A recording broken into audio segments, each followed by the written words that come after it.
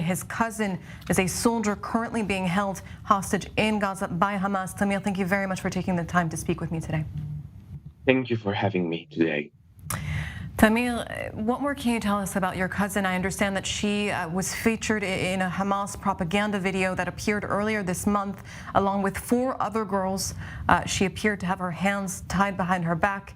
The other girls seemed to have dried blood stains, and I apologize for bringing up these details to you again, but I want to know if the government has reached out to you and given you any more information to you and your family about her whereabouts. Well, basically, I'm not the one to be bothered about details. Her parents and siblings are the one we need to take the attention to. The last detail that I recall was given actually 50 days ago, approximately. At the 51st day of the war, they basically spoke with a few of the returned hostages and got the general impression that she's relatively well. However, due to my recent experience, and specifically in this war, I can assure all of the viewers outside that I'm not very happy and optimistic about the well-being of the current hostages. Yesterday, if I recall right, we heard about another 2 dead hostages from Be'eri, and in my assumptions, I suggest, and this is my personal assumptions, I suggest that the vast majority, or at least 40%, are not really with us today.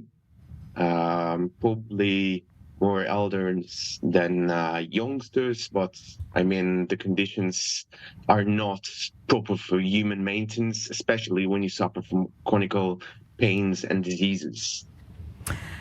Hostage families like yourself have been protesting every single day. I understand that there will be more efforts in the coming days to bring more awareness to the situation of those hostages, including your cousin, Liri Elbag. Tell me what you guys have planned. Well, basically, I'm not of the first circle to the planning and orchestrating that. That would be Liri's parents, Ellie and Shira, and her aunts, and in the close circle, and they basically do a lot of campaigns outside Israel, inside Israel. But basically, when we speak with a terror organization,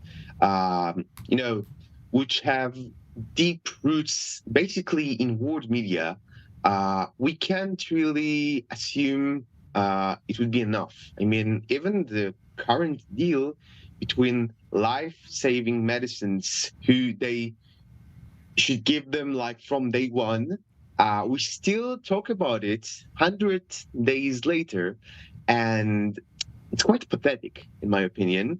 And the claim that they will have 1,000 boxes of medicine for each one the hostages get is basically devaluating the life of their own civilians. And of course, we can't forget about $70 billion they own in properties and cash. Basically, the leadership is living the good life. I'm basically a startup entrepreneur in my day-to-day, and each one of the top 100 people in the Hamas organization can probably fund me without even care about it. Yeah, so basically they're super rich, and they won't give this money to the people because the people are their source of income. That's their business, basically. So it's really cynical, in my opinion, to actually consider a serious discussion about it. And we need to outsmart them and we can because they are really good liars. So what we need to do is actually fight it. Tamir, briefly, because we are running out of time, I just want to ask you, that medicine is meant to arrive in Gaza at some point today. The Red Cross, we're not sure at what sort of role they'll be playing here in providing that medicine to the hostages, but I want to get your response to the Red Cross's role in the past 3 months when it comes to the hostages. A joke.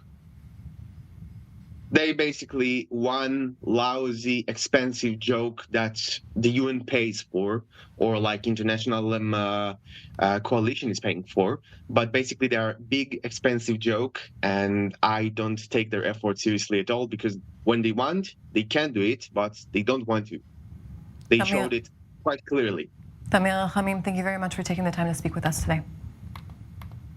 Thank you very much for having me today. Hope for good news to all of us and better days.